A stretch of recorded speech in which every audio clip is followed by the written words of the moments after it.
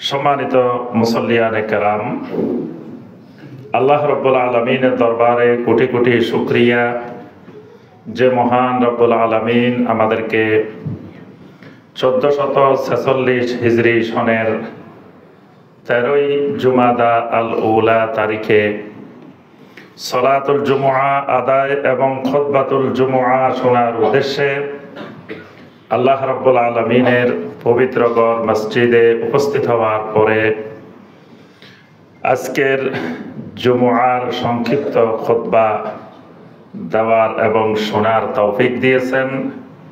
সর্বপ্রথম সে মহান রাব্বুল আলামিনের শুকর আদায় করছি, আলহামদুলিল্লাহ। সম্মানিত মুসল্লিয়ানে কেরাম, আজকের খুতবায় আমরা যে বিষয়টি সংক্ষিপ্তভাবে আলোচনা করার চেষ্টা করব ইনশাআল্লাহ, বিষয়টি হলো মুশাবাহাতুল মুশরিকিন ফি উসুরি মুখতালিফা। অর্থাৎ আমরা জানি আদম আলাইহিস সালামের পরে পৃথিবীতে 10 শতাব্দী পর্যন্ত অর্থাৎ 1000 বছর আল্লাহর এই জমিন শিরিক মুক্ত ছিল। এই জমিনটা সম্পূর্ণরূপে ইয়াকুনুদ্দীনু লিল্লাহ, সম্পূর্ণ তাওহীদের জমিন ছিল। আহলুত তাওহীদের বসবাস ছিল 1000 বছর।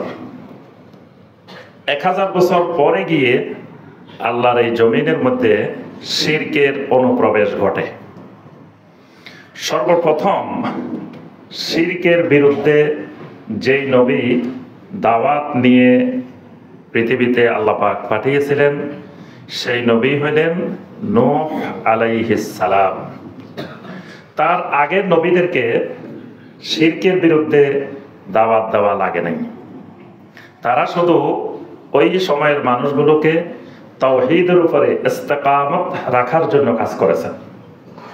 কিন্তু নূহ আলাইহিস সালাম সর্বপ্রথম শিরকের বিরুদ্ধে দাওয়াত দেওয়া শুরু করেছেন। অর্থাৎ তার সময়ের লোকেরাই পৃথিবীতে সর্বপ্রথম শিরকের আমদানি ঘটায়। এখন সেই ধরেন নূহ আলাইহিস সালামের সময় আজ থেকে হাজার হাজার বছর আগে, মাঝখানে কত হাজার হাজার বছর অতিবাহিত হয়ে গেছে, কিন্তু এই শিরিক পৃথিবী থেকে সমূলে আর মূলোৎপাটন হয় নাই। এখনো আছে শিরিক, আবার কিয়ামত পর্যন্ত এটা থাকবে। এবং এক সময় পৃথিবীর সূচনা তাওহীদ দিয়ে, পৃথিবীর সমাপ্তি শিরিক দিয়ে। যতদিন পৃথিবীতে আহলুত তাওহীদ থাকবে, একজনও যখন আহলুত তাওহীদ থাকবে, ততদিন কিয়ামত হবে না। যখন পৃথিবীতে সমস্ত জমিনটা আহলুস শিরকদের জমিন হয়ে যাবে, তখনই পৃথিবীতে কিয়ামত হবে। তো অনেকে মাঝে মাঝে অনেকের দুশ্চিন্তায় ঘুম আসে না, সৌদি আরব নষ্ট হয়ে যাচ্ছে, সৌদি আরব খারাপ হয়ে যাচ্ছে।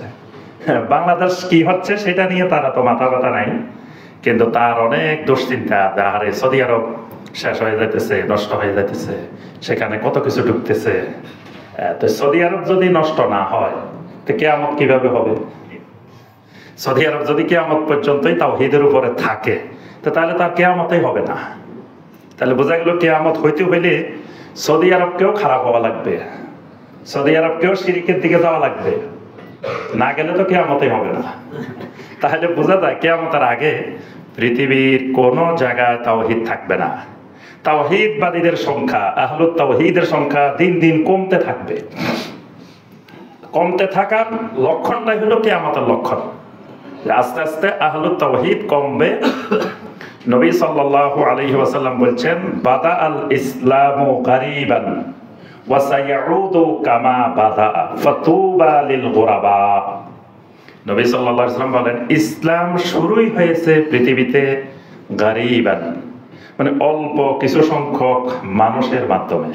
তাও গারিব মানে অপরিচিত মানুষ, মানে একবারে হাই লেভেলের উচ্চ লেভেলের মানুষ না, সাধারণ কিছু মানুষ দিয়ে ইসলাম শুরু হয়েছে। আবার সাইউদু কামা বাদা, যেভাবে শুরু হয়েছে অচিরেই আবার সেই অবস্থায় চলে যাবে। তাহলে নবী সাল্লাল্লাহু আলাইহি ওয়াসাল্লামের মাক্কি জীবনে প্রথম গোপন 3 বছর দাওয়াতে কয়জন মুসলিম হয়েছে, কয়জন তাওহীদবাদী হয়েছে। আবার অচিরেই ওই সংখ্যায় চলে যাবে, যে সংখ্যা দিয়ে শুরু হয়েছে ওই সংখ্যায় চলে যাবে। নবী সাল্লাল্লাহু আলাইহি ওয়াসাল্লাম বলেন ফাতুবা লিল গুরাবা, এই অল্প কিছু সংখ্যক যেই তাওহীদ আহলে তাওহীদরা জমিনে থাকবে এদের জন্য আমি নবীর পক্ষ থেকে সুসংবাদ। সুবহানাল্লাহ। তো তাহলে বোঝা যায় পৃথিবীর সূচনা তাওহীদ দিয়ে, পৃথিবীর ধ্বংস শিরক দিয়ে। এখন কথা হলো হাজার হাজার বছর পরিবর্তন হলো, এত সময় গেল, এই সময়ের মধ্যে কত রাজা, কত বাদশাহ, কত শাসক আসলো গেল, শিরকও জমিনে চলতেছে, পাশাপাশি তাওহীদও আছে। কিন্তু এই যে শিরককারী যারা, এদের কিন্তু চরিত্রের কোনো পরিবর্তন হয়নি।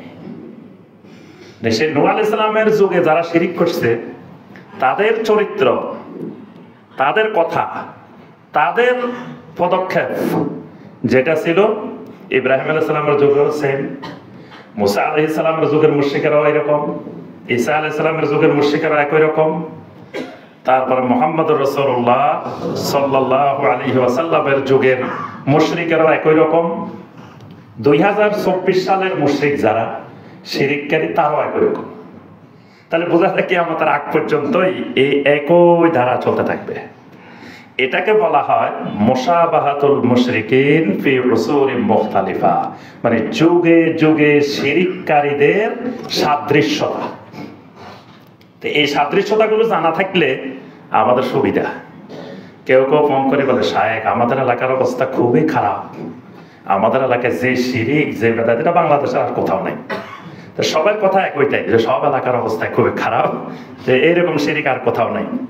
আসলে এগুলো নতুন কোনো জিনিস না। এই শিরিকগুলো ওই নূহ আলাইহিস সালামের যুগেও ছিল, ইব্রাহিম আলাইহিস সালামের যুগেও ছিল, তারপরে মুসা আলাইহিস সালামের যুগেও ছিল। সব যুগে এই শিরিককারীদের একটা মুশাবা আছে, মানে সাদৃশ্যতা আছে, মিল আছে। তা আজকে খুতবায় আমাদের আলোচ্য বিষয় এই মিলগুলা কোন কোন পয়েন্টে। আবার তাওহীদ, আহলে তাওহীদেরও কিছু কিছু পয়েন্টে মিল আছে। তো সেটা আজকের আলোচ্য বিষয় না। আজকের খুতবার আলোচ্য বিষয় হলো শিরিককারীদের, নূহ আলাইহিস সালামের যুগের শিরিককারী আর বর্তমান 2024 সালের শিরিককারী, এদের মধ্যে সাদৃশ্যের পয়েন্ট কোন কোন জায়গায়, এটা জানা থাকলে তাহলে আর আমাদের শিরিক চিনতে, শিরিক বুঝতে বা শিরকের বিরুদ্ধে দাওয়াতি কাজ করতে সুবিধা হবে। পয়েন্ট এগুলোই, এর নতুন কোনো পয়েন্ট নাই। তাহলে বোঝা যায় পুরানা পয়েন্ট হলে এই পয়েন্টের উপরে কাজ করছে নূহ আলাইহিস সালাম, এই পয়েন্টের উপরে কাজ করছে ইব্রাহিম আলাইহিস সালাম, এই পয়েন্টের উপরে কাজ করছে মুসা আলাইহিস সালাম, এই পয়েন্টের উপরে কাজ করছেন ঈসা আলাইহিস সালাম, এই পয়েন্টে কাজ করছেন মুহাম্মদুর রাসূলুল্লাহ সাল্লাল্লাহু আলাইহি ওয়াসাল্লাম। তাহলে আমার আর নতুন কোনো কাজের চিন্তাধারা, নতুন কোনো উসুল, নতুন কোনো মানহাজ, নতুন কোনো সিস্টেম দরকার নেই। যেহেতু ওই শিরিককারীদের পয়েন্ট এগুলা, এই পয়েন্টের উপরে যুগে যুগে আম্বিয়া আলাইহিস সালাম কাজ করছেন, তাহলে তো আমি কাজের ফর্মুলা সেখানেই পেয়ে যাচ্ছি। ওই নবীওয়ালা ফর্মুলায়, আম্বিয়া আলাইহিস সালামের ফর্মুলায় যদি আমি কাজ করি, তাহলে এই পয়েন্টে আমার জন্য সহজ, আমার জন্য সুবিধা। নতুন কোনো চিন্তাধারা দরকার নাই। কেউ কেউ মনে করতে পারে ওই যুগের নবীদের অবস্থা আর এই যুগের তো একই না, সুতরাং ওই যুগে হয়তো এই সিস্টেম লাগে নাই, এই যুগে এই সিস্টেম দরকার হতে পারে। এটা ভুল কথা। এটা সব যুগের জন্যই এই নবীওয়ালা সিস্টেম, নবীওয়ালা পদ্ধতি, নবীওয়ালা মানহাজ, এটা অনুসরণ করলেই যথেষ্ট। তো প্রথমে আসি, আমরা সকলেই জানি শিরিক এত ভয়াবহ, খারাপ, নিকৃষ্ট জিনিস, এটার থেকে জমিনে আর খারাপ কিছু নাই। এটাকে বলা হয় আল মুনকারুল আকবার, মানে যত মুনকার আছে জমিনে, মুনকার মানে খারাপ কাজ, যত খারাপ অপছন্দনীয় কাজ আছে, সবচাইতে আকবার, সবচাইতে বড় যেটা নিকৃষ্ট কাজ, খারাপ কাজ, সেটা হলো শিরক। আর যেটা মারুফে আকবার, যেটা মারুফে আকবার মানে সবচাইতে ভালো কাজ, এর উপরে আর পৃথিবীতে আল্লাহর জমিনে কোনো ভালো কাজ নাই, সেটা হলো তাওহীদ। সেটা হলো তাওহীদ। তাওহীদ হলো মারুফে আকবার, আর শিরক হলো মুনকারে আকবার। তা আমাদের কাজ হলো তা'মুরুনা বিল মা'রুফি ওয়া তানহাউনা আনিল মুনকার, এটাই আমাদের কাজ। এই কারণে আমরা খাইরে উম্মাহ, শ্রেষ্ঠ উম্মত। এই কারণে আমরা উম্মতে ওয়াসাত। উম্মতে ওয়াসাত মানে আমরা শ্রেষ্ঠ উম্মত, মধ্যপন্থার উম্মত মানে শ্রেষ্ঠ উম্মত। তা আমাদের শ্রেষ্ঠত্বের পয়েন্টটা কোন জায়গায়? আমরা সবসময় মারুফের নির্দেশ দিই আর মুনকারের ব্যাপারে নিষেধ করি। এটা যারা করবে তারা শ্রেষ্ঠত্বের মধ্যে আছে, যারা করবে না তারা ওই উম্মতে ওয়াসাত খাইরে উম্মতের মধ্যে নাই। ইহুদিরা খ্রিস্টানরা কেউ তো আমরে বিল মারুফ করতো, নিহি আনিল মুনকার করতো না। আবার আরেক গ্রুপ নিহি আনিল মুনকার করতো, আমরে বিল মারুফ করতো না। আজও পৃথিবীতে আপনি লক্ষ্য করলে একটু গভীরভাবে চোখ বন্ধ করে বাংলাদেশের যতজন দাওয়াতের কাজ করে, যত গ্রুপ, যত দল, যত ফেরকা বাংলাদেশের মানুষকে ইসলামের দাওয়াত দেয়, আপনি একটু চিন্তা করলে দেখবেন কেউ কেউ ব্যস্ত থাকে শুধু আমরে বিল মারুফ, খালি সৎ কাজের কথা বলে। ভাই এটা একবার সুবহানাল্লাহ বলবেন, ভাই আসমান জমিনের মাঝখানে সমস্ত খালি জায়গা সওয়াবে পরিপূর্ণ হয়ে যাবে। একবার আল্লাহু আকবার বলবেন, এই ফজিলত। একবার এটা বলবেন, এই ফজিলত। খালি মারুফ, মারুফ কাজের নির্দেশ। আর চুপে চুপে বলি দে, খবরদার ওই খারাপ দিকের কথা কিন্তু বলা যাবে না। আমি কিন্তু ওই ময়দানে অনেকদিন সময় লাগাই আসছি, তা আমাকে মুরব্বীরা কানে কানে বলে দিছে, খবরদার খালি মানুষের সওয়াবের কথা শোনাইবেন, ফজিলতের কথা শোনাইবেন, ওই যে আযাবের কথা, ওই নেগেটিভ যে সাইডগুলো আছে এগুলো কিন্তু দাওয়াত দেওয়া যাবে না। তাহলে বোঝা গেল এরকম একটা দুটা সংগঠন না, অনেকে কাজ করে শুধু মারুফের উপর। এই মারুফের উপরে কাজ করা এটা হলো নাসারাদের বৈশিষ্ট্য, খ্রিস্টানদের বৈশিষ্ট্য। আর একটা গ্রুপ আছে তারা শুধু মুনকারের ব্যাপারে কাজ করে। মারুফের কথা বলবেন, এটা ছোট্ট কাজ, এটা কোনো বিষয় না, এটা ছোটখাটো জিনিস। এই ছোটখাটো জিনিস বলে সমাজে ফিতনা সৃষ্টি করা যাবে না। মানে মারুফ যা আছে সব ছোট কাজ। যদি বলেন যে ভাই আল্লাহ কোথায়, ওই দিন আমার বিল্ডিং এর নিচে এক ভাইকে, আমাদের সহিয়াকেদের এক ভাইকে দীর্ঘক্ষণ ধরে দাওয়াত দিছে। তা দাওয়াতের পরে ওই ভাই বলে যে ভাই ঠিক আছে আপনার দাওয়াত শেষ, শেষ। তা আমি একটা দুটা আপনার কাছে জানতে চাই। কয় বলেন। তো আমার প্রথম উত্তরটা দেন, আল্লাহ কোথায়? কয় আল্লাহ সব জায়গায়। তো কয় আপনি কি আমার এতক্ষণ দাওয়াত দিলেন, আপনার তো এখন ইমানটাই ঠিক হয়নি। কি কি ইসলামের দাওয়াত দিলেন, কি দিনের দাওয়াত দিলেন, আপনি এখনো আল্লাহ কোথায় সেটাই জানেন না। কয়টা ছোট কাজ, এই সব ছোটখাটো কাজ, এটা ইসলামের বড় কোনো জিনিস না, এটা তো ছোট জিনিস। আপনি তারা বলবেন জামাতে নামাজ পড়া, এটাও ছোট জিনিস। জামাতে নামাজ পড়া এটা তো ট্রেনিং, এটা জিহাদের ট্রেনিং, এটা ইসলামী আন্দোলনের ট্রেনিং, এটা মূল কাজ না, নামাজও মূল কাজ না। এরকম মানে যত মারুফ আছে এগুলো কিন্তু নগণ্য, এগুলো ছোটখাটো কাজ। তার কথা হলো মনকার কাজ দূর করতে হবে। সমাজে এত কিছু চলতেছে, আপনারা ঘুমাই আছেন। সমাজে আপনার সুদ চলতেছে, সমাজে ঘুষ চলতেছে, সমাজে আপনার মদ চলতেছে, সমাজে অশ্লীলতা চলতেছে, এগুলো বন্ধ করা, এগুলোর বিরুদ্ধে কাজ করা, এটাই মূল কাজ। এটা হলো ইহুদিদের বৈশিষ্ট্য। মানে ইহুদিরা আমরে বিল মারুফ করে না, নিহি আনিল মুনকার করে। আর খ্রিস্টানেরা আমরে বিল মারুফ করে, নিহি আনিল মুনকার করে না। এই কারণে দেখবেন কোরআনে কারিমে অনেকগুলো আয়াত আছে, আল্লাহ পাক বলেছেন লাউলা ইয়ানহাহুমুর রাব্বানিয়ুনা আন আকলিহিমুস সুহুত, যে তাদের রব্বানিরা, তাদের আল্লাহওয়ালা মানুষেরা কেন তাদেরকে হারাম বক্ষণ থেকে নিষেধ করে নাই, আল্লাহ পাক প্রশ্ন করছেন। মানে তারা নিষেধ করতো না। এই কারণে অনেক মসজিদের খতিব সাহেবকে মসজিদ কমিটির সভাপতি, সেক্রেটারি কানে কানে বলি দেয়, খবরদার মসজিদে কিন্তু আমাদের অনেকে সুদ খায়, অনেকে ঘুষ খায়, এগুলার ব্যাপারে আপনি কোনো কথা বলা যাবে না। এরকম বাংলাদেশে কিন্তু অনেক মসজিদে আছে। তাহলে আমাদের মূল পয়েন্ট যেটা, যে আল্লাহ পাক এই উম্মতকে খাইরে উম্মত বলছেন, এই উম্মতকে উম্মতে ওয়াসাত বলছেন। কেন বলছেন? এই উম্মতের বৈশিষ্ট্যরা দুটাই করবে, তা'মুরুনা বিল মারুফও করবে, তানহাউনা আনিল মুনকার করবে। দুইটা করাই এই উম্মতের বৈশিষ্ট্য। এখন দুইটা করতে হলে আমাকে জানতে হবে দুইটার মধ্যে মারুফের সবচেয়ে বড় কোনটা, মুনকারের সবচেয়ে বড় কোনটা। আর বড়টা বাদ দিয়ে যদি ছোটটায় হাত দেন, কাজ হবে না। এই জন্য সমস্ত আম্বিয়া আলাইহিমুস সালাম পৃথিবীতে এসে দাওয়াতটা শুরু করতেন মারুফে আকবার, সবচেয়ে বড় মারুফ যেটা, সেটা কি? তাওহীদ। সমস্ত নবীরা বলতেন ইয়া কাওমি ইবুদুল্লাহ মা লাকুম মিন ইলাহিন গায়রু। নবী সাল্লাল্লাহু আলাইহি ওয়াসাল্লাম একই দাওয়াত দিলেন, ইয়া আইয়ুহান নাস কুলু লা ইলাহা ইল্লাল্লাহ তুফলিহু। সমস্ত নবীরাই বড় মারুফ, সবচেয়ে বড় মারুফ কাজ যেটা, সবচেয়ে ভালো কাজ যেটা, সেটার দাওয়াত দিতেন। আবার সবচেয়ে নিকৃষ্ট, সবচেয়ে মুনকারে আকবার শিরক, এই শিরকের বিরুদ্ধে সংগ্রাম পরিচালনা করতেন। এই জন্য মুনকারে আকবার শিরক। তাহলে এই শিরকের চেয়ে জঘন্য কোনো কাজ আল্লাহর জমিনে আর দ্বিতীয়টা নাই। তাহলে আমরা সবাই জানি শিরকের ক্ষতিকর দিক, এটা সবচেয়ে বড় জুলুম, জুলমে আজিম। সূরা লোকমানের 13 নম্বর আয়াতে আল্লাহ পাক বলেন ইন্নাশ শিরকা লা যুলমুন আযীম। কারণ বান্দার উপরে আল্লাহর হক হলো আইয়াবুদুল্লাহ ওয়াহদা ওয়া লা ইউশরিকু বিহি শাইআ, যে বান্দা তাওহীদের ভিত্তিতে একমাত্র আল্লাহর গোলামি করবে, আল্লাহর সাথে কোনো কিছুকে শিরিক করবে না। এটা হলো বান্দার উপরে আল্লাহর হক। সুতরাং হক নষ্ট করা জুলুম। এখন আল বান্দার উপরে আরো কিন্তু হক আছে, তো এটা হলো সবচেয়ে বড় হক। এটা বড় হক হওয়ার কারণে এই হক নষ্ট করাও বড় জুলুম। এই হক নষ্ট করলে, তাওহীদ নষ্ট করলে এটা জুলমে আযীম।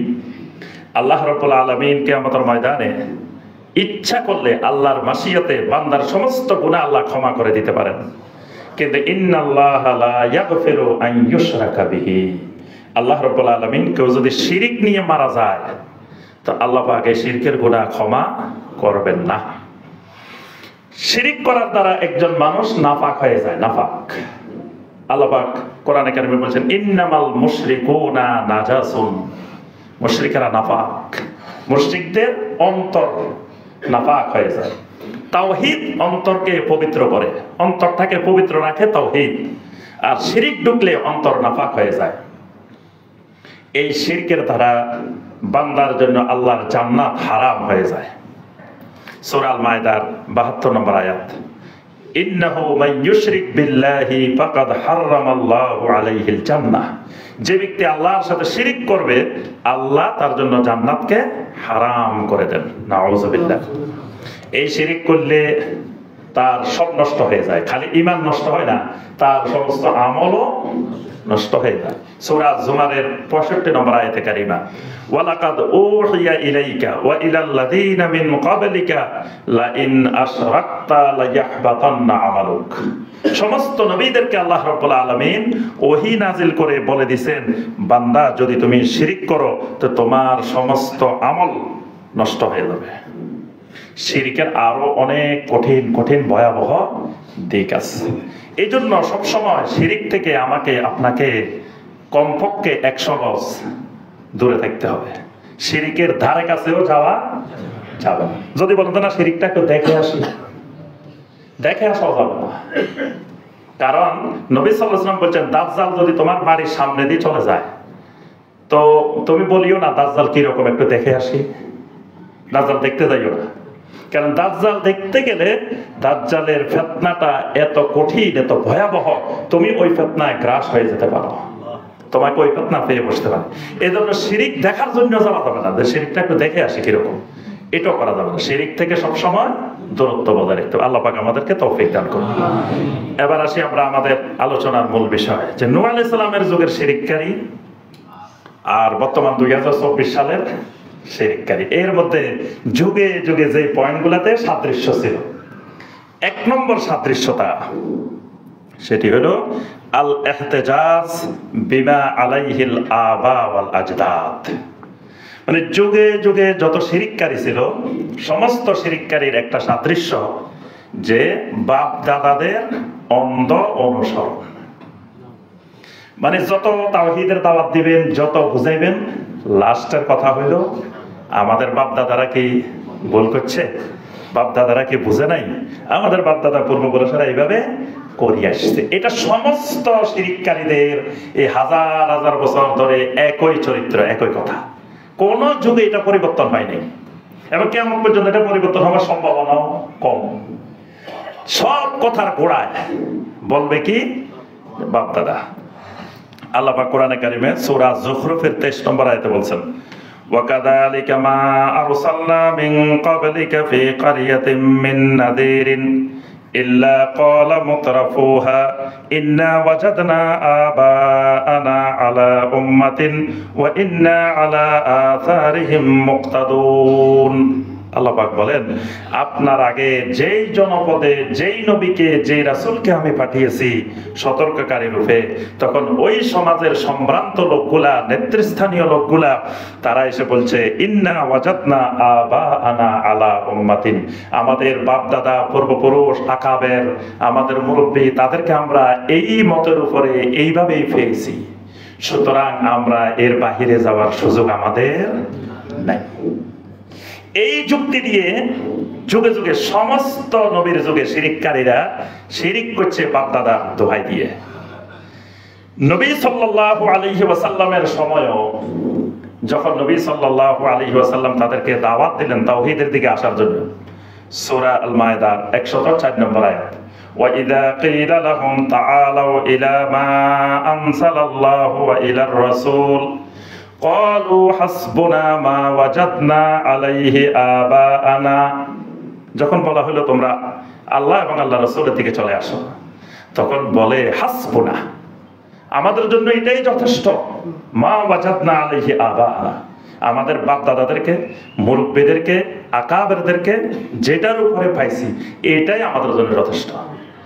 আমরা না বুঝি না, আমাদের বাপ দাদারা কিছু বুঝে নাই, আমরা না পাগল, তারা কি কিছু বুঝতো না?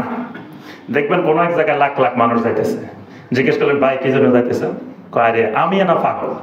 এই যে লাখ লাখ মানুষ যাইতেছে সবাই কি পাগল? কিছু না পাইলে, কিছু না বুঝলে এরা যাইতেছে, যাকে জিজ্ঞেস করবেন সেই কিন্তু উত্তর দিতেছে আমি না পাগল, আমি কিছু বুঝি না। কিন্তু সবাই কি পাগল নাকি? লাখ লাখ মানুষ যাইতেছে, এখানে যদি কিছু না থাকতো তো লাখ লাখ মানুষ কেন যাইতেছে?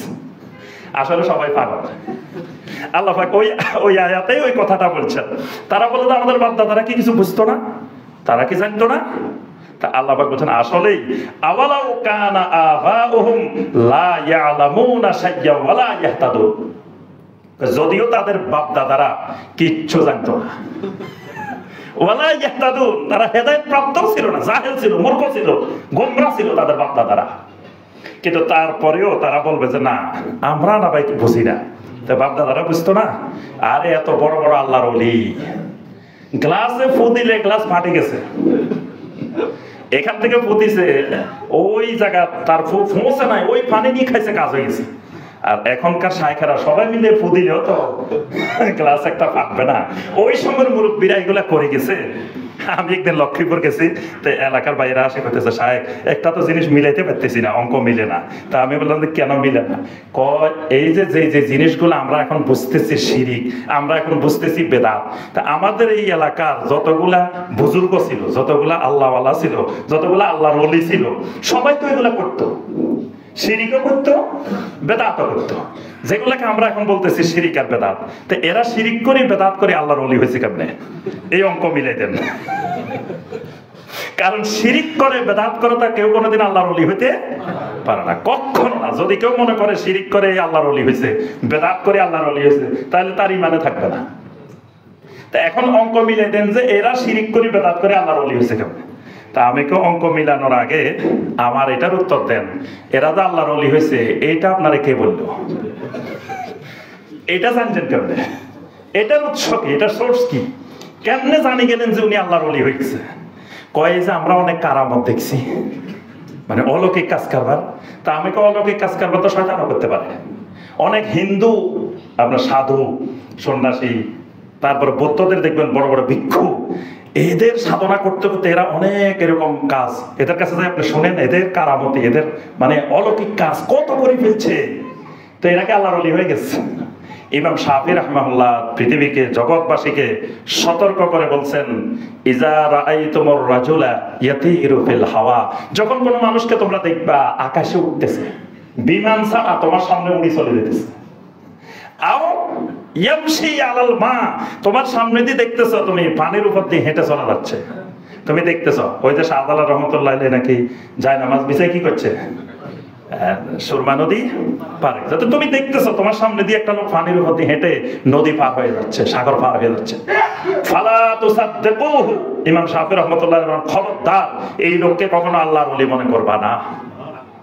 হাত্তা তা'লামু মুতাবাআত রাসূলিল্লাহ সাল্লাল্লাহু আলাইহি ওয়াসাল্লাম, যতক্ষণ পর্যন্ত না লোকটার মধ্যে শতভাগ রাসূলুল্লাহ সাল্লাল্লাহু আলাইহি ওয়াসাল্লামের সুন্নতের ইত্তেবা না দেখবা।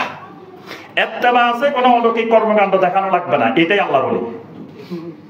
সুন্নতের ইত্তেবা আছে, অলৌকিক কর্মকাণ্ড ওলি হওয়ার দলিল না। তা আমি বললাম যে কারামতে বুজুর্গি যেগুলো দেখছেন এগুলো তো ওলি হওয়ার দলিল না, তাহলে আপনারা কে কইল ওনারা আল্লাহর ওলি? এবার কয় না এই যে আমরা তো সবাই ওনাদেরকে আল্লাহর ওলি মনে করতাম। আমি কাছে এই যে মনে করাটা আরেকটা শিরক, আল্লাহর ওলি মনে করাটা এটা আরেকটা শিরক। কারণ আল্লাহর ওলি জমিনে কে, এটা তো ইলমে গায়েবের বিষয়।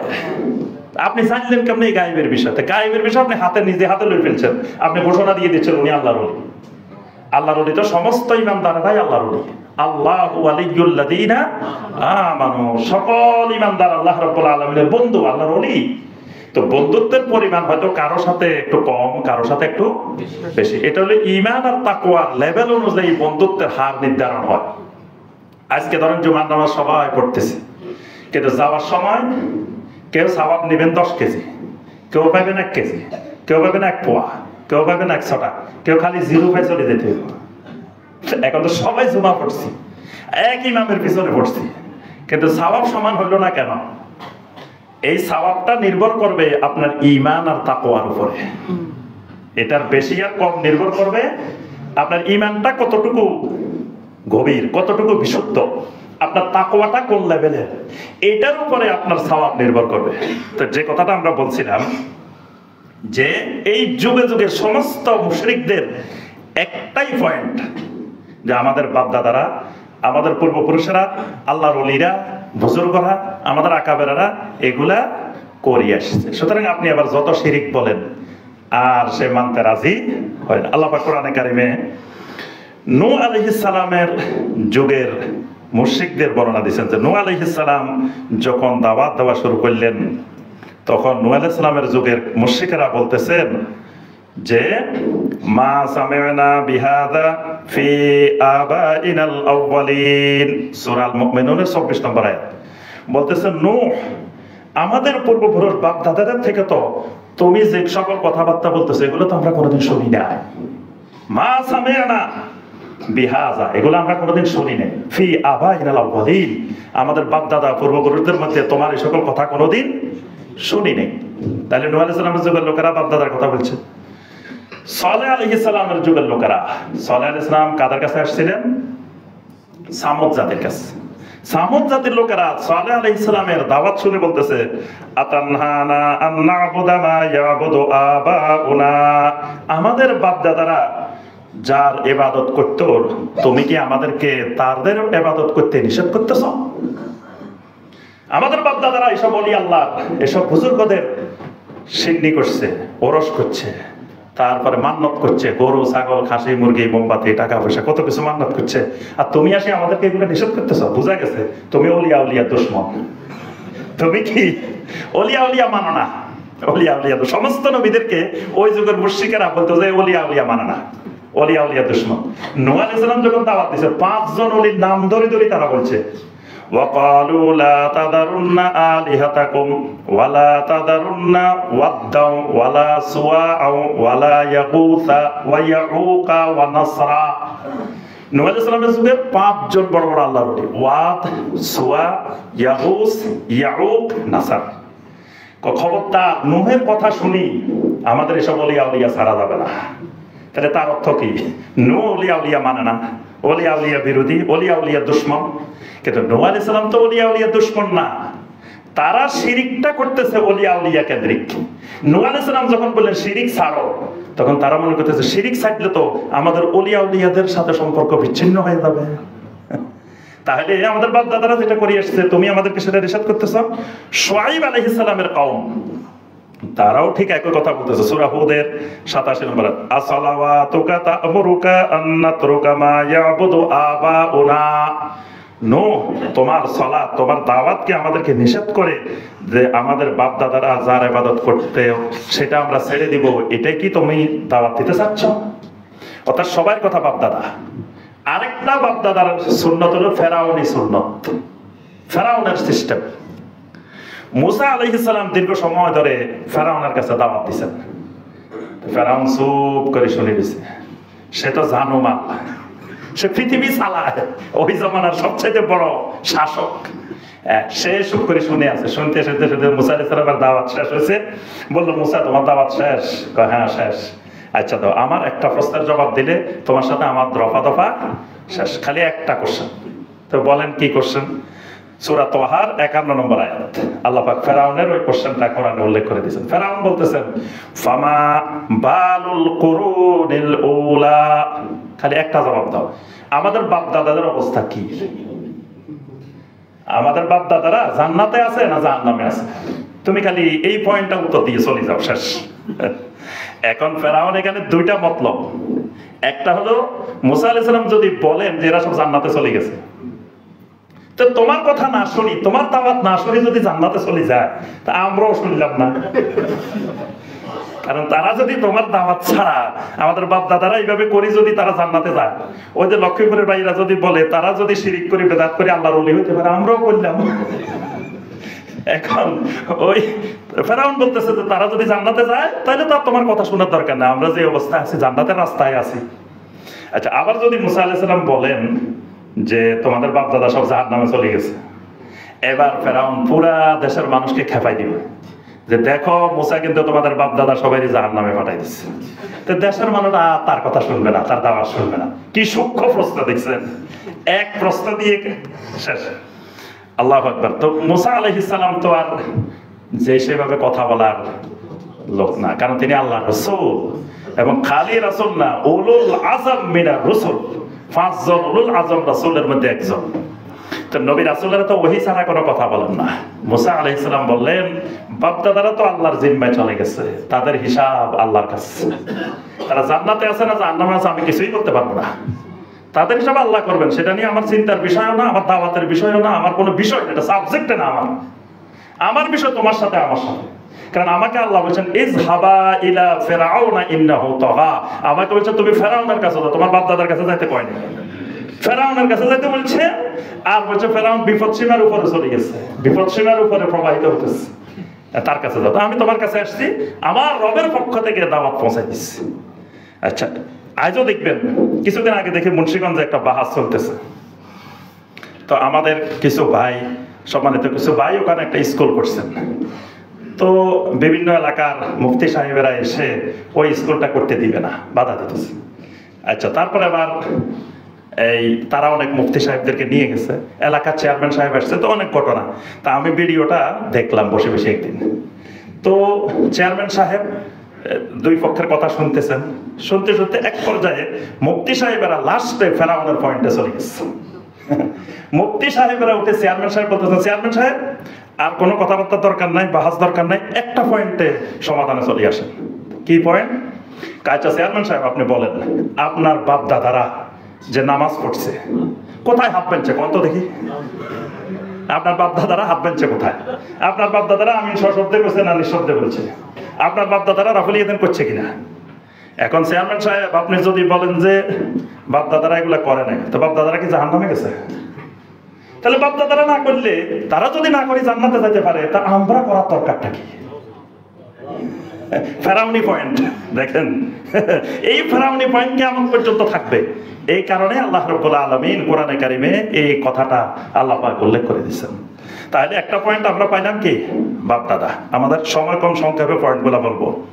2 নম্বর পয়েন্ট, মাবুদ কমানো যাবে না, মাবুদ বাড়াইতে হবে। এটা হলো 2 নম্বর পয়েন্ট।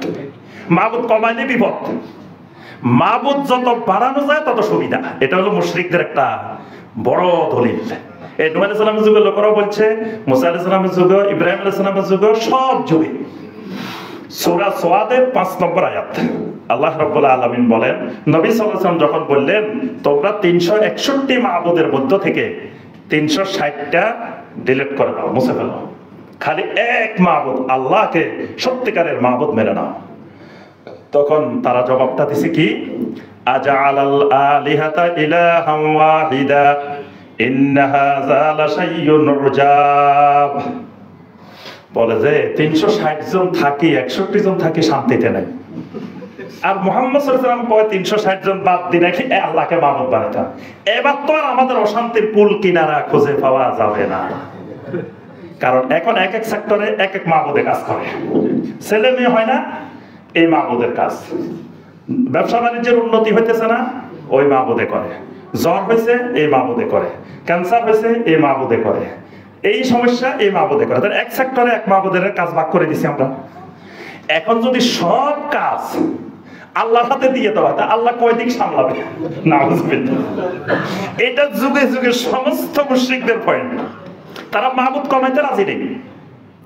তারা বলে যে এই সকল আল্লাহর ওলিরা, এরা তো আল্লাহর মুকাররাবিন, আল্লাহর কাছের মানুষ। তো সুতরাং আল্লাহর কাছের মানুষ, তা আল্লাহকে আমাদেরকে চিনে নাকি সবাই? কি এলাকার এমপি সাহেব কি এলাকার মানুষ সব চিনে? তো সুতরাং এমপি সাহেবের কাছে যাইতে হইলে যারে চিনে তারে ধরে নিয়ে যাইতে হইব সাথে করে, তাহলে এমপি সাহেব কাজটা করে দিব।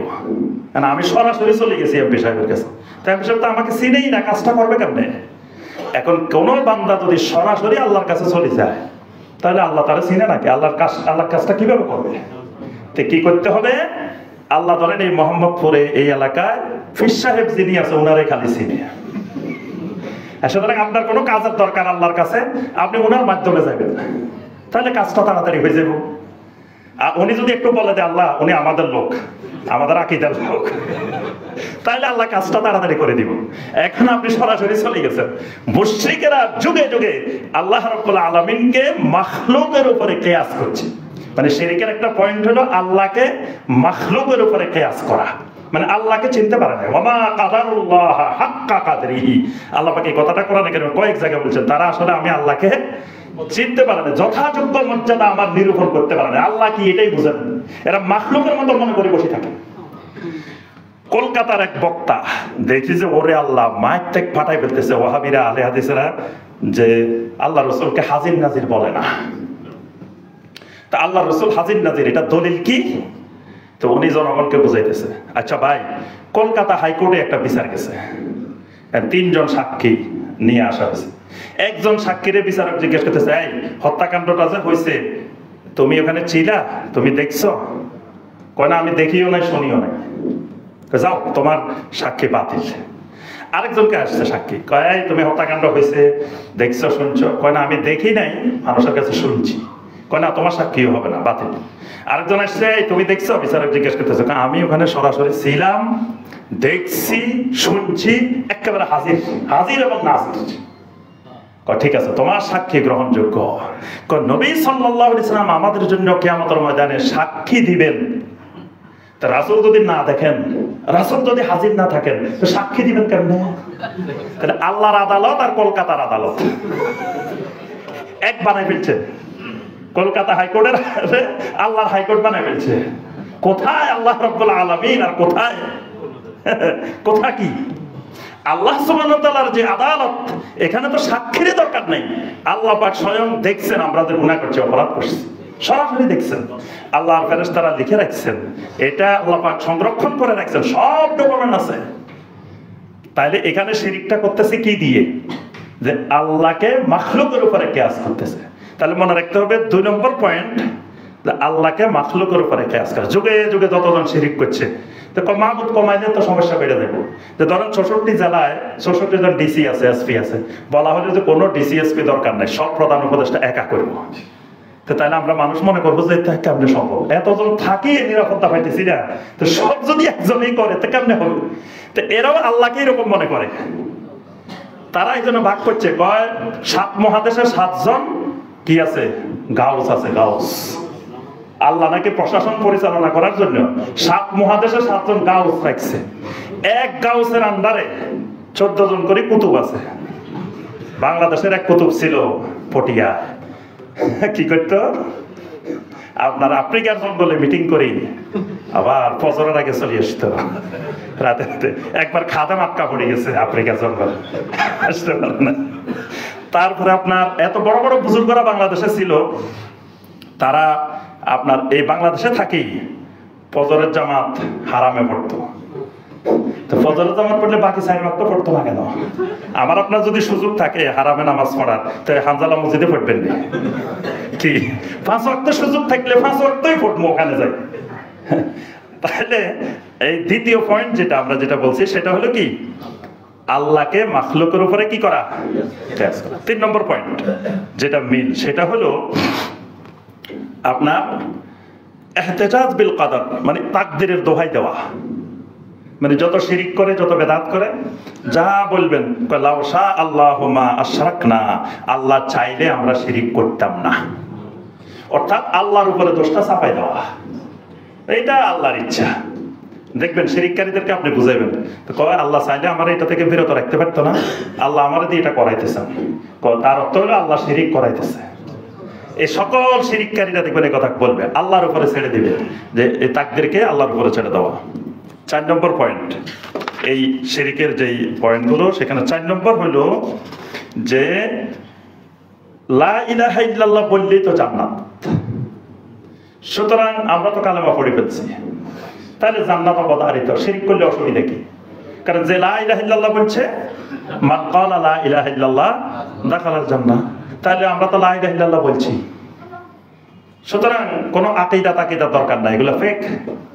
আমরা সব মুসলিম, লা ইলাহা ইল্লাল্লাহ বলছি, সব মুসলমান না, তো শিরক করলে অসুবিধা কি? এটা যুগে যুগে সমস্ত মুশরিকদের এই পয়েন্ট ছিল। নবী সাল্লাল্লাহু আলাইহি ওয়াসাল্লাম যখন দাওয়াত দিয়েছেন, তারা বলে যে আমরা তো ইব্রাহিম আলাইহিস সালামের বংশধর, ইসমাঈল আলাইহিস সালামের বংশধর, আমরা তো আওলাদে রাসূল। আবু জাহেল, আবু লাহাবরা বলতেন আমরা তো আওলাদে রাসূল, আমরা নবীর বংশ, আমরা তো মুসলিম আছি, আমরা আবার কিসের তোমার লা ইলাহা ইল্লাল্লাহ বলবো, কিসের দাওয়াত গ্রহণ করবো? আমরা কাফের হইলে মুশরিক হইলে না কথা, আমরা তো কালেমা আগেই পড়ে রেখেছি। তাহলে এই ওয়াহাব ইবনে মুনাব্বির রাহমাহুল্লাহকে একজন ব্যক্তি প্রশ্ন করলো, আচ্ছা বলুন তো দেখি লা ইলাহা ইল্লাল্লাহ জান্নাতের চাবি না? ওয়াহাব ইবনে মুনাব্বির রাহমাহুল্লাহ বললেন, লা ইলাহা ইল্লাল্লাহ জান্নাতের চাবি, তবে চাবির মধ্যে দাঁত থাকা লাগবে।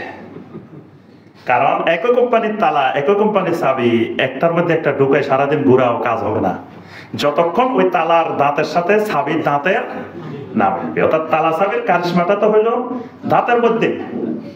এখন তুমি এমন একটা চাবি নিয়ে গেছো যে চাবির মধ্যে দাঁতে নাই, অথবা দাঁত আছে কিন্তু সেই দাঁত জান্নাতের যে তালা, ওই তালার দাঁতের সাথে মিল নেই, তাহলে তুমি যত ঘুরাইবা জান্নাতের তালা খোলার সম্ভাবনা নাই। এই জন্য লা ইলাহা ইল্লাল্লাহটা এমন লা ইলাহা ইল্লাল্লাহ হতে হবে যেটা দাঁতওয়ালা লা ইলাহা ইল্লাল্লাহ। এবং যেই দাঁত জান্নাতের ওই তালার মধ্যে আল্লাহ পাক যেই দাঁত লাগাইছেন, ওই দাঁতের ওর সাথে মিলতে হবে। তাহলে বোঝা গেল শুধু লা ইলাহা ইল্লাল্লাহ বললেই জান্নাত, শিরিক করলেও জান্নাত, এই দাবিটা মিথ্যা। কয়টা পয়েন্ট গেল? 4টা। 5 নম্বর হলো যুগে যুগে শিরিককারীদের একটা বড় হাতিয়ার শাফাআত, সুপারিশ। সুপারিশের বিভ্রান্তিতে একেবারে যুগে যুগে নূহ আলাইহিস সালামের যুগ থেকে আজ পর্যন্ত যত শিরিককারী ছিল সবার কমন একটা জিনিস শাফাআত। তো ভাই আপনি এখানে যান কেন, মান্নত করেন কেন? আমি একদিন এই ইয়াতে গেলাম, এই যে চাঁদপুর শাহরাস্তি, তো ওই এলাকার মানুষগুলো নিজে খাইতে পারে না, মানে অভাব অনটন আছে, তাও সে মান্নত করে রাখছে গরু একটা কালিয়াপুরীর দরবারে দিবেই, যেভাবে হোক অভাব অনটন যাই থাক, কিন্তু গরু একটা কালিয়াপুরীর দরবারে দেওয়া লাগবেই। তো কেন লাগবে? তার বিশ্বাস কালিয়াপুরী কিন্তু জান্নাতে যাবে, আমার ছাড়া কিন্তু যাবে না। কালিয়াপুরীর সাথে গরু দিলে, ছাগল দিলে, তাল্লুক রাখলে, মুরিদ হইলে, বায়াত হইলে সুপারিশটা তো করবেই। কারণ হলো আপনার কেউ হয়তো কিয়ামতের ময়দানে বাস ভাড়া করে রাখবে, কোন পীর সাহেবের বাস থাকবে, কারো ট্রেন থাকবে, কারো লঞ্চ থাকবে, কারো জাহাজ থাকবে, এক একজনের এক একটা থাকবে। তো এখন আমি কোনো জায়গার টিকিট নিলাম না, তাহলে আমি কোন বাসে উঠবো কিয়ামতের ময়দানে? এটা শিরিককারীদের একেবারে যুগে যুগে একই পয়েন্ট, যে এক জায়গার না এক জায়গার টিকিটটা আপনার নেওয়া লাগবেই। হয় ট্রেন একটা নেন, বা বাস একটা নেন, বা জাহাজ একটা দেন, বা লঞ্চ একটা নেন, একটা তো থাকতে হবে। না হয় কি আমাদের ময়দানে আপনি জান্নাতে যাবেন কেন? সুপারিশ করবে কে? কোরআনে কারিমে সূরা জুমারের 3 নম্বর আয়াতে আল্লাহ পাক এই যুগে যুগে শিরককারীদের কথাটা আল্লাহ পাক বলছেন, ওয়াল্লাযীনা তাখাযু মিন দুনিহি আউলিয়া মা না'বুদুহুম ইল্লা লিয়ুকাররিবুনা ইলাল্লাহি যুলফা। এরা বলতো যে আমাদেরকে এই সমস্ত আল্লাহর ওলিরা আল্লাহর নিকটবর্তী করে দিবে, আল্লাহ পর্যন্ত পৌঁছাই দিবে, মুকাররাবিন বানাই দিবে। সূরা ইউনূসের 18 নম্বর আয়াতে আল্লাহ পাক বলেন, ওয়া ইয়াকুলুনা হাউলাই শুফাআউনা ইনদাল্লাহ। এরা তো আল্লাহ রাব্বুল আলামিনের কাছে আমাদের জন্য সুপারিশ করবে, শাফাআত করবে। তাহলে কয়টা পয়েন্ট গেল? 5টা। 6 নম্বর পয়েন্ট, এরা বলতো ইন্নাল আউলিয়া ওয়াস সালিহিন লাহুম মাকানাতুন ইনদাল্লাহ। বলতো যে এই সমস্ত ওলি আউলিয়াদের আল্লাহর দরবারে একটা বিশেষ মাকান আছে, স্থান আছে। সুতরাং উনি না পাইলেও উনি আল্লাহ থেকে আদায় করে দিতে পারবে। কিছু জিনিস আছে উনি সরাসরি দিয়ে দিতে পারবে, ছোটখাটো গুলা। আর বড় গুলো উনি না দিতে পারলেও আল্লাহ থেকে আদায় করে দিবে। আল্লাহরে বললে আল্লাহ দিয়ে দিবে, কারণ সে আল্লাহর কাছাকাছির মানুষ। মাকানাতুন ইনদাল্লাহ, আল্লাহর ওলি এদের একটা মাকান আছে। এই জন্য মাকান অনুযায়ী এরা ভাগ করে যে উনি আবদাল, উনি আওতাদ, উনি কুতুব, উনি গাউস, মানে একটা স্তরে আছে, যে কোনো কমিটির একটা সদস্যের মধ্যে আছে। হয় জেলা লেভেলে আছে, বা উপজেলা লেভেলে আছে, বা ইউনিয়ন লেভেলে আছে। আল্লাহর কমিটির এক জায়গার না এক জায়গার উনি সদস্য আছে। তাহলে সুতরাং উনার একটা ক্ষমতা, উনার একটা প্রভাব। আর হইল কি, মারা যাওয়ার পরে এদের প্রভাব জীবিত অবস্থার চেয়ে বেড়ে যায়। শিরককারীদের বড় বিশ্বাস, জীবিত অবস্থার চাইতে মারা গেলে পাওয়ার বাড়ে। আমরা জানি জিন্দা মানুষের শক্তি থাকে, কিন্তু আপনার শিরককারীদের কথা যে না, জিন্দা মানুষের চেয়ে মরা মানুষের পাওয়ার বেশি। আপনার এখানে ঢাকার মধ্যেই একটা দরবার আছে। তো পীর সাহেবের কাছে কেউ গেলে পীর সাহেবের কাছে যেই কিছু নিয়ে যাবেন, তো টাকাটা পীর সাহেব রাখবে, কিন্তু দেখাই দিবে কবর। মানে আপনি মোসাফা করবেন, যে মোসাফা করে করে আমি দাঁড়িয়ে দাঁড়িয়ে দেখছি, ওনার পাশে দাঁড়িয়ে দেখছি। তো মানুষ আসে বলতেছে যে হুজুর আমার এই সমস্যা। বাবারে আমার কিছু করার নাই, ওই যে জমানার কুতুব কবরে আছে, ওখানে যে দরখাস্তটা দিয়ে আসো। দরখাস্ত সব ওই জায়গায়, তো দরখাস্ত ওই জায়গায় হলে টাকাও তো ওই জায়গায়, টাকা আমার কাছে, কিন্তু দরখাস্ত ওখানে কবরের মধ্যে। তো এখন উনিও বলতেছে আল্লাহর ওলি, উনিও আল্লাহর ওলি। তো ওনার চেয়ে ওনার পাওয়ার বেশি কেন? মারা গেছে।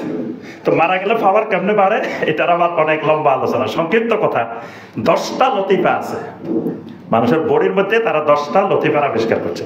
তো 10 নম্বর লতিফা যেটা, সেটা হলো নফস। নফস মানে খাঁচা, এই মাথা থেকে পা পর্যন্ত এটা একটা খাঁচা, এটাকে বলা হয় নফস। এই জন্য খাঁচার ভিতর অচিন পাখি কেমনে আসে যায়, এরকম গান আছে না?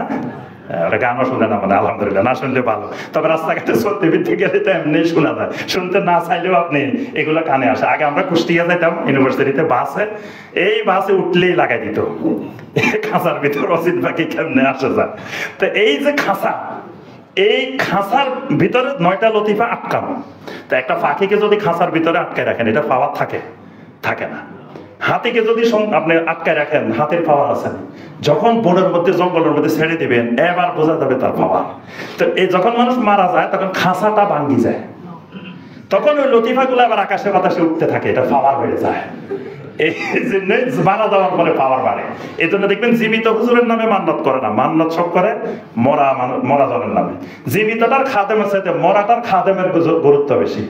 দেখেন বাংলাদেশে মরা মানুষের খাদেম আছে সব জায়গায়, পরিচয় দেয় আমি অমুক মাজারের খাদেম। তেহে হুজুরের কি খেদমত করে? হুজুর তো মরেই গেছে, হুজুরের কি হুজুর পানি আনি দে, হুজুরের মশারি টাকাই দে, কি খেদমত করে? বোঝা যায় ওই মরা মানুষের পাওয়ার বেশি, মরা মানুষের বাণিজ্যিক সুবিধা বেশি। তাহলে এই পয়েন্ট সাদৃশ্যপূর্ণ পয়েন্ট, যে আল্লাহর ওলিদের, এই সমস্ত ব্যক্তিদের আল্লাহর কাছে একটা গুরুত্বপূর্ণ কি আছে? মাকান আছে। কয়টা পয়েন্ট গেছে? 6টা। 7 নম্বর হলো ওয়াবতাগু ইলাইহিল ওয়াসিলা। এটা আমরা সবাই জানি, ওসিলার দোহাই। একেবারে নূহ আলাইহিস সালামের যুগের থেকে শুরু করে এই পর্যন্ত যত শিরককারী ছিল জমিনে, সবাই বলতো বাইরে ওসিলা ছাড়া কিন্তু কিচ্ছু হয় না। আমি ব্রাহ্মণবাড়িয়া গেছে, আমার কয় এক মুরব্বী উঠে কয়, আপনি যে মাহফিলে আইছেন, আপনি তো একজন ওসিলা ধরিয়ে আইছেন। আপনারা একজনের দাওয়াত দিয়েছে এই মাহফিলে, কারো উসিলাবাদে আপনি এখানে আসতে পারছেন? এই মাহফিলে তো ওয়াজ করতে আসছেন, সেটা তো আপনারা একজনের উসিলা হয়ে আসছেন। আর আপনি আল্লাহর কাছে চলে যাবেন, আল্লাহরে পাই যাবেন, উসিলাবাদে পাই যাবেন, এটা কেমনে করলেন? মুরব্বী খেপা আমার উপর।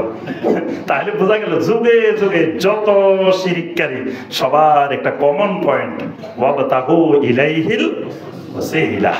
এটা জানে না, এটা মানে অর্থ জানে না বা এটা বুঝে না, এরকম শিরিককারী জমিনের কোথাও খুঁজে পাবেন না।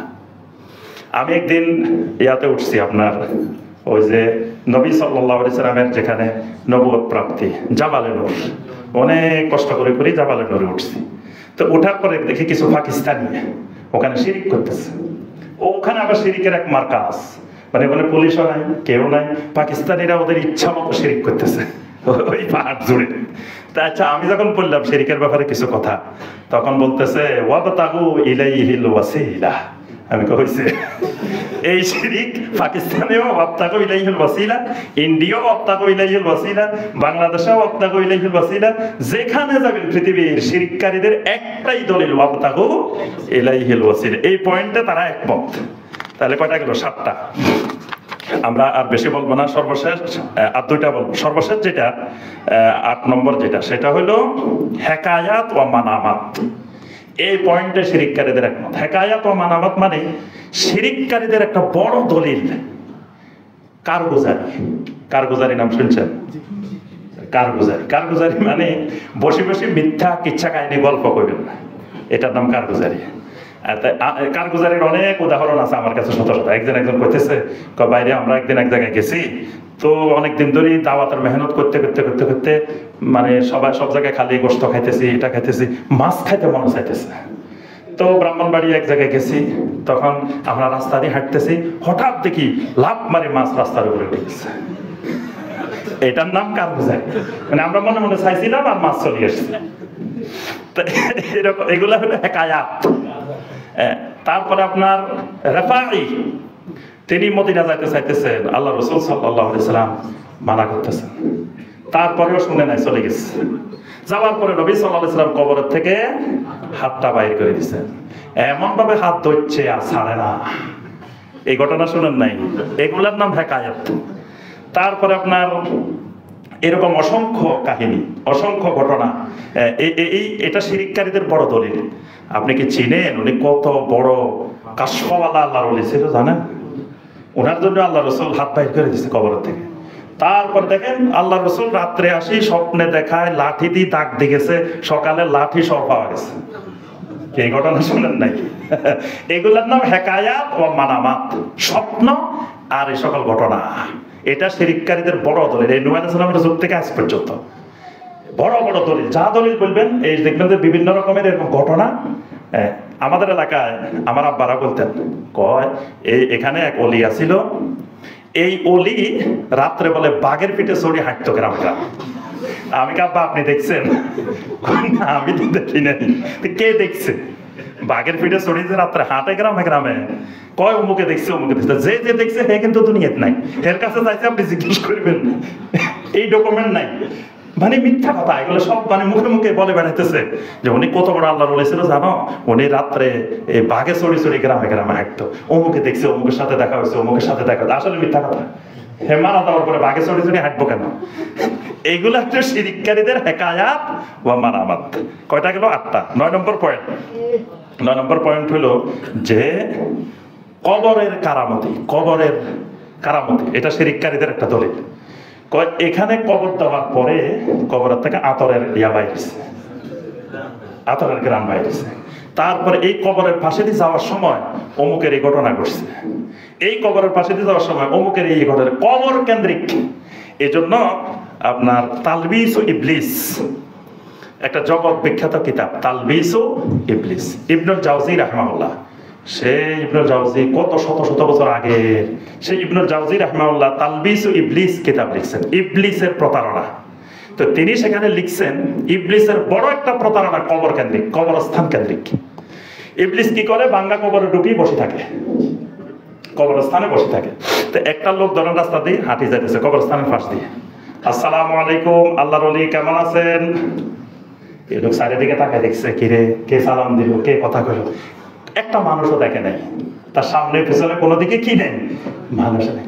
কয় আল্লাহু আকবার, আমার বেলায়াত কারামতি বুজুর্গি তো অনেক উপরে চলে গেছে।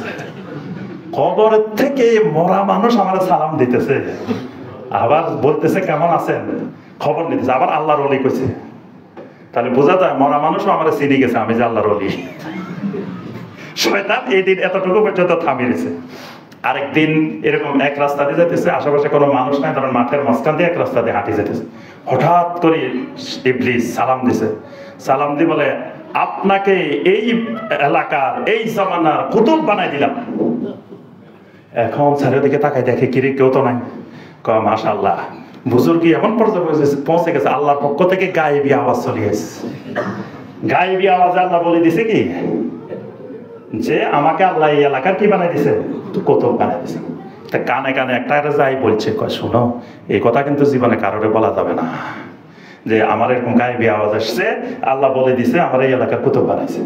এই মানে প্রচার প্রসারের একটা মারাত্মক মাধ্যম হলো এই কথা কিন্তু কাউকে বলা যাবে না।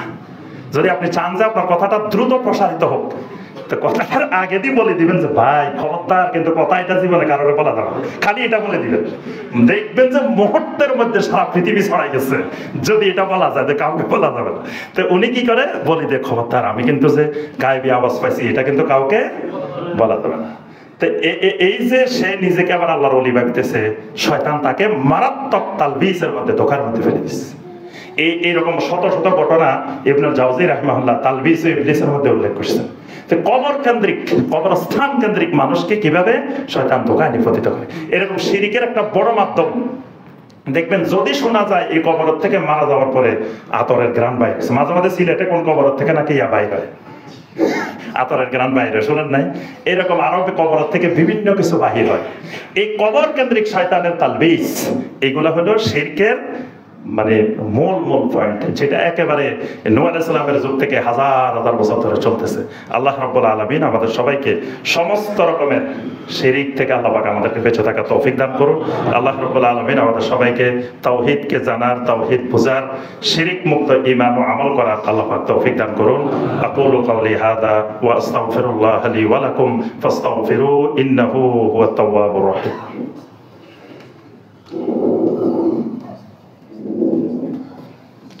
إن الحمد لله نحمده ونستعينه ونستغفره وأشهد أن لا